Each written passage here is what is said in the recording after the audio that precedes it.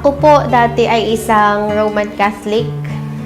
Elementary pa lang po ako, member po ako ng choir at saka Bible reader din po ako sa aming simbahan dati. Nung college po ako, nainganyo po ako sa mga kasama ko, isa sa mga classmates ko na magmadre. Kasi noon, na gusto ko pong pumasok bilang isang madre. Ang belief ko dati kapag ikaw ay may isang relihiyon, talagang holy ka kasi nga pina-follow mo yung mga ginagawa or sinasabi, pinapayo ng mga pare sa loob ng simbahan. Second year college po kami. Meron po akong kaklase, nalaman ko na isa pala siyang Iglesia ni Cristo. So, nung time po na yun, sabi niya, may pagsamba daw sila. Sabi ko, ano yan?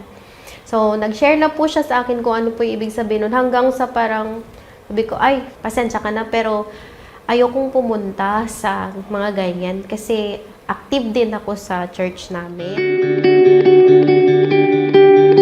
After na po nung gumraduate na po kami ng college, meron po kaming, nagsama po kami ulit sa isang review center ng Kagurli na kung saan may isang araw po kami or afternoon session na hindi po natuloy at saka yung time po na yun, ayokong umuwi. Sinabi po ng Kagurli, sama ka, pamamahayag. Nung pumunta po ako, pumasok po ako, nakita ko yung ibang mga tao, bakit nakadress?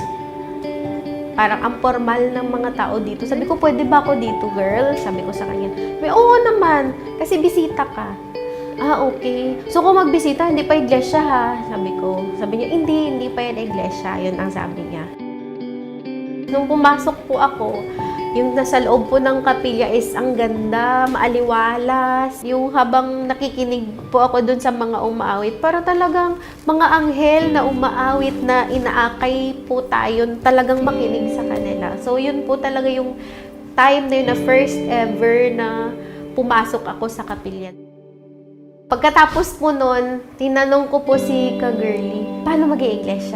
Ang dami kong tanong kasi yung yung leksyon po nung time na yun, kung sino lang po yung talagang masisave pagdating ng araw ng paghuhukom. And syempre, ang dami kong question sa mind ko, bakit kayo lang? Bakit Iglesia ni Cristo lang? Bakit hindi kami? Ako, namatay na yung parents ko na Catholic, but we believe na masisave kami kasi we believe in God. Yung unang pagsamba ko po is, yung kaayusan po is napakaganda. Yung bungad talaga ng mga diakonot-diakonesa sa inyo, sa labas pa lang po ng pintuan, nakasmile po sila. Separate po yung mga babae sa lalaki. Iba po yung pagsamba na Iglesia ni Cristo kasi nga lahat po ay ibinabase nila doon mismo sa Biblia. Nabalik po yung belief ko sa Trinidad. Kasi talaga, even sa prayers ko po dati, through the intercession of Mary, through the intercession of the Holy Spirit. Ganun po. Hindi talaga namin nababanggit si Jesus Christ kasi nga, we believe na si Jesus Christ din ang God noon. Nung Catholic pa po ako. So, dahil po dyan sa doktrina, doon ko po nalaman na isa lang po pala ang Diyos Ama. Nagbago sa akin talaga is yung mas dedicated po ako ngayon sa mga worship services. Kasi kung dati okay lang na malate ako, ngayon hindi po, mas maaga.